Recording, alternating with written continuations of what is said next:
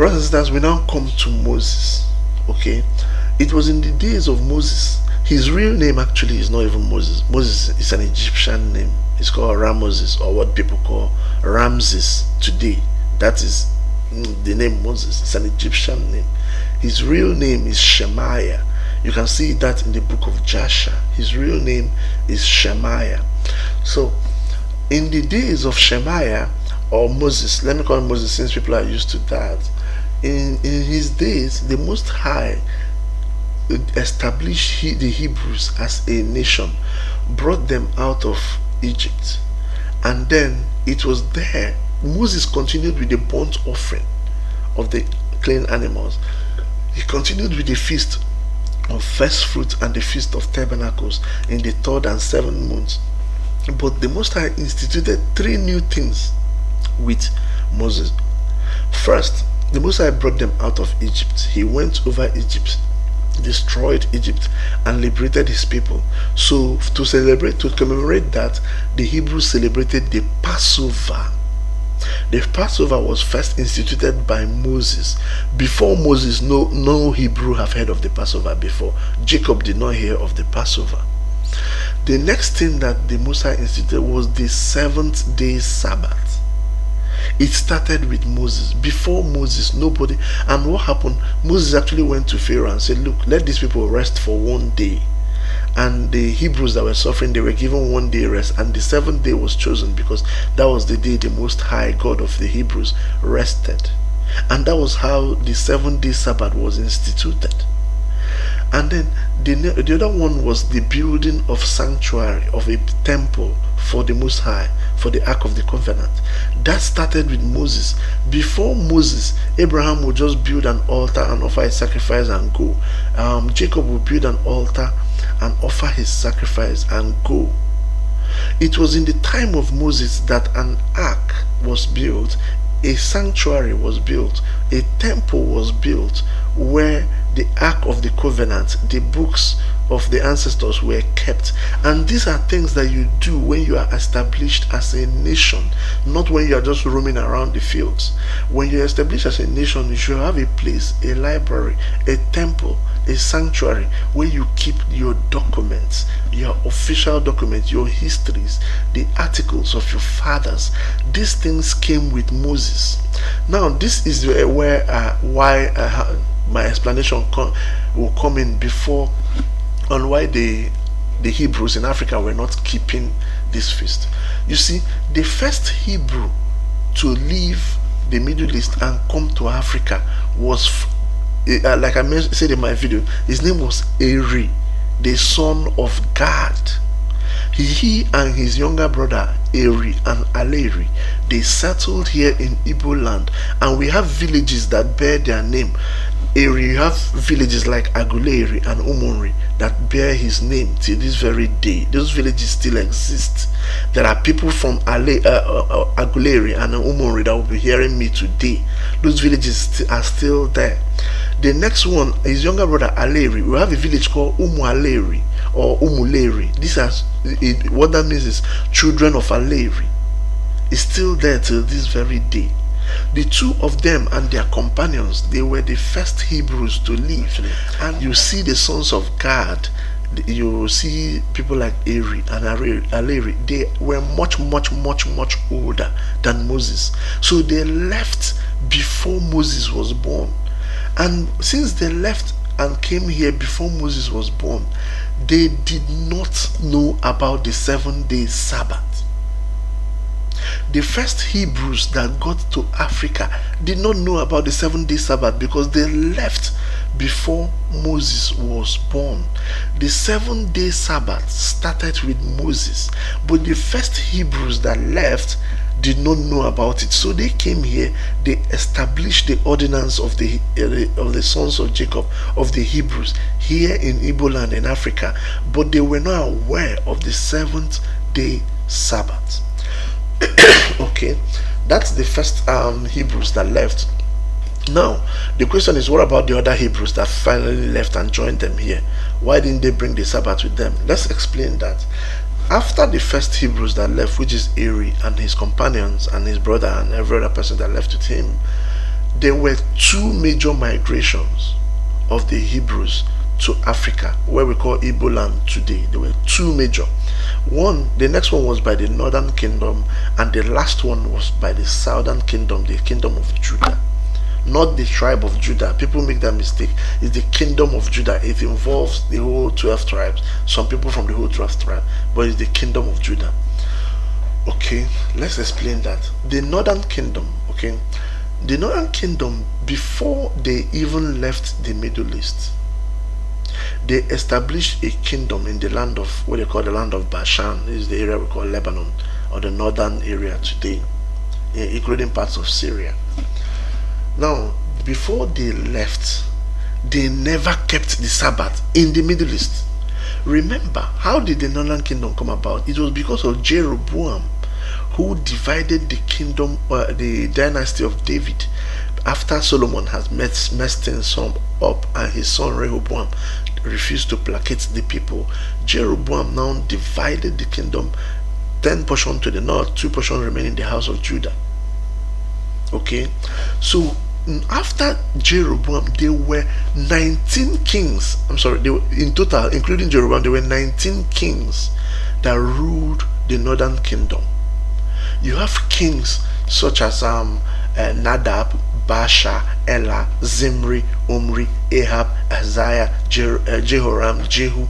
All these were kings of the northern kingdom that ruled the northern kingdom before they were even taken to slavery by the Assyrians.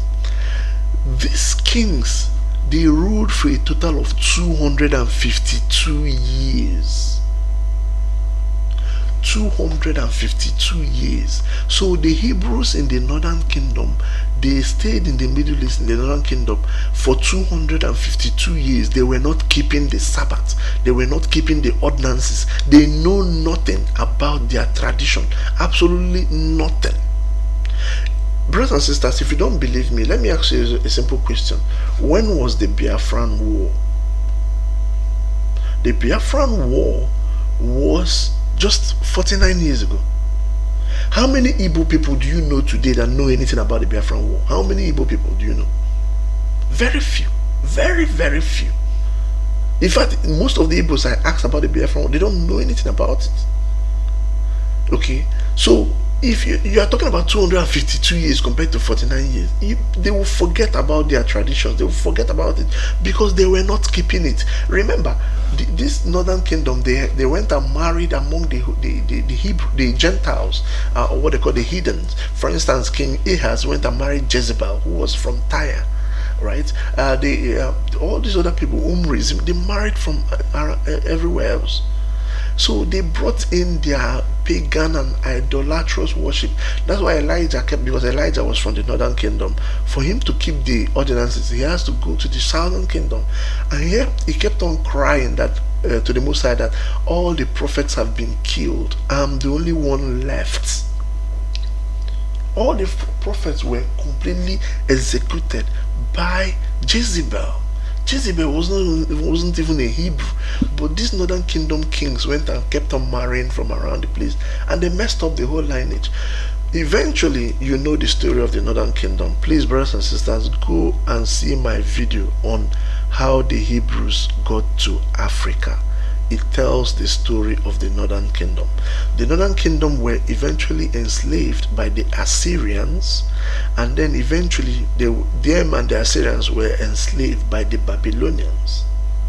It was while they were in Babylon, and the Babylon kingdom was falling apart, because first of all it changed hands from the Chaldeans, then later on it went to the kingdom of Medes and Persians and everything. While it was falling apart, that they decided that they are going to leave and go to a land where they can keep their ordinances. And by the time they left, this was over 300 years of not even keeping it. By the time they got to Africa, in that video I showed that they came to Igbo land.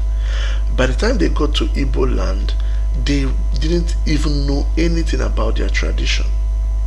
So they had to learn from the Hebrews who were already here, the first batch of Hebrews that came here, that's Ari and his people.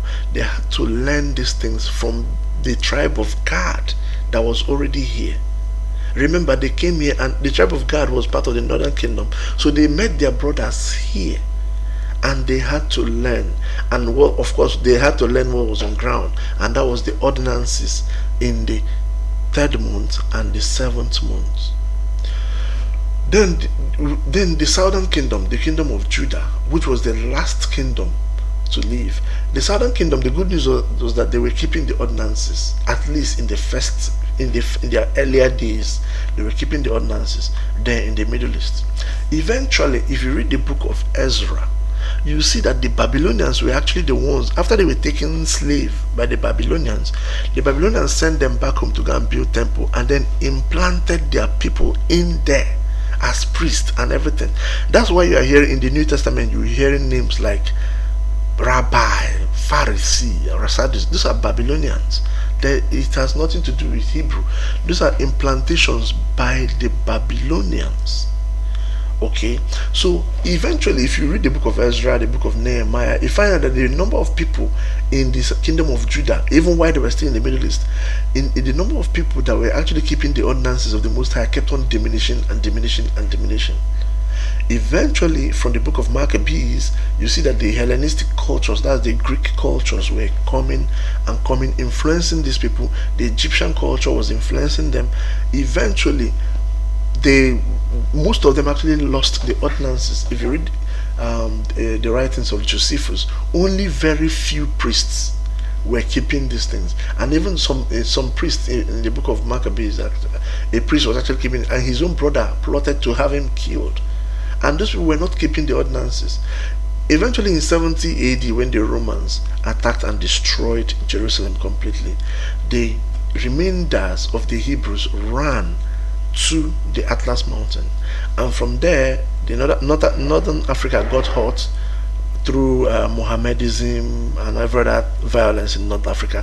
They migrated to the jungles of West Africa to join their brothers in Igbo land today. And when they migrated, the tradition that was here is what they inherited. The Sabbath was gone. Nobody was keeping it anymore. These are people that have gone through trauma for years and years. They've forgotten these things. Their priests have been killed. If you read the book of Maccabees, you read the book of Josephus, the priests, they were all killed. And this is why today in Igbo land, we don't even know most of the ordinances that is written in the book of Olaudah Ekwonu, because during the slave trade, our priests were targeted. Please see my video on proof that we are the true Hebrews. You see that they targeted our priesthood. They came for our priesthood and enslaved them and killed them, took them to Jamaica or wherever, and then they killed the rest of them. That's why most of us don't even know these things anymore in Igbo land. So, brothers and sisters, if you look at the 3 months that we are supposed to have the biblical feasts, the feast in the 3rd month and the feast in the 7th month were the feasts that were celebrated before the first Hebrews came to Igbo land and settled in Africa.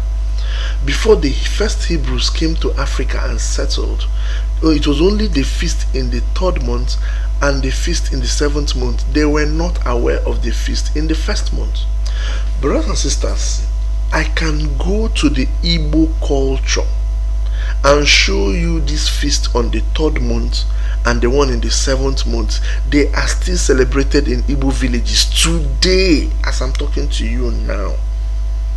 They are still celebrated, and I will do, calm down, I will do a video in the future to explain this thing, to show any Igbo person listening that the feast that we now do to idols, it was originally a feast of the Most High of Abraham, and we still do it in Igbo land till this very day.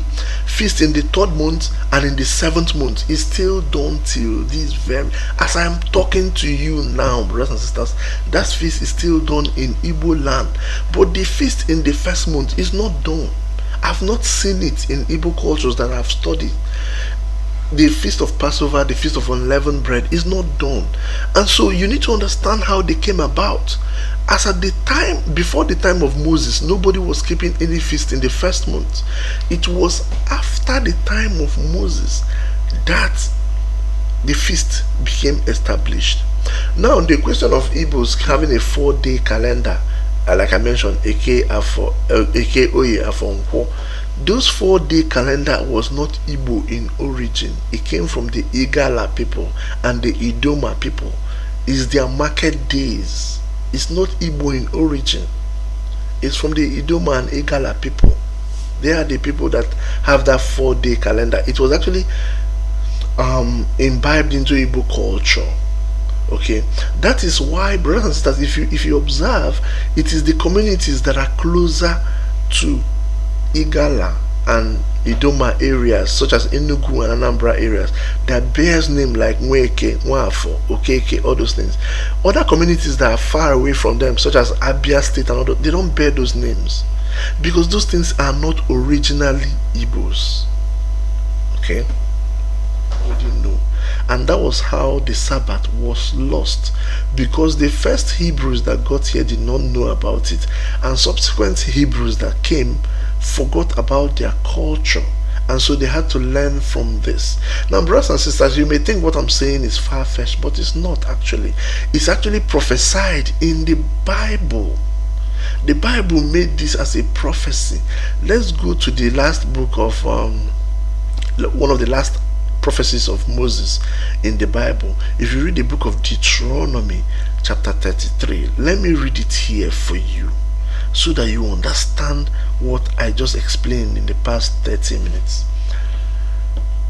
The book of Deuteronomy chapter 33 from verse 20 to 21. It says, of Gad he said, remember, Gad is the seventh son of Jacob. He is the father of Eri and Aleri, and these are the people that brought the ordinances to Africa. They were the first Hebrews to come to Africa and establish themselves here in Africa. Now, this is what Moses said about Gad. He said, of Gad he said, blessed is the one who enlarges Gad. He lies down as a lion and tears the arm, also the crown of the head. Verse 21, it says, and he provided the first part for himself, because there in a portion of the lawgiver was he seated, and he came with the heads of the people. He executed the justice of the Lord and the judgment with Israel. Selah. Brothers and sisters, you see here in Deuteronomy chapter 33 verse 20 and 21, Moses was prophesying that the tribe of Gad would take the head position of the Hebrews in later days. They would be the head in later days. Okay, this is that same tribe of Gad. The two last sons of Gad came here, established a Hebrew kingdom that became a refuge for other Hebrews to migrate to, and they became the head of the Igbos today. They assumed the head. He says here, he provided the first part for himself, because there in the portion of the lawgiver was he seated, and he came with the heads of the people. The tribe of Gad became the head in later days. This was prophesied in the Bible. I'm sorry, whenever I read this, it just brings tears to my eyes, because what we are going through today, brothers and sisters, is clearly stated in the scriptures. We just need to get off of the pagan hidden worship that has been imbibed in our DNA. We need to get it off, and when we get off that, we'll begin to see our history written in black and white in the Bible. That is why, brothers and sisters, we were not keeping the Sabbath in Igbo land. That is just why. Because the first people that came here did not know about it, and they were the ones that were established. The subsequent Hebrews that came here, they forgot about it. Imagine the northern kingdom staying for 300 years without knowing when to sacrifice, or even knowing the months, following the months of the Assyrians. You're going to forget it, just like we in Igbo land today have forgotten the Biafran war.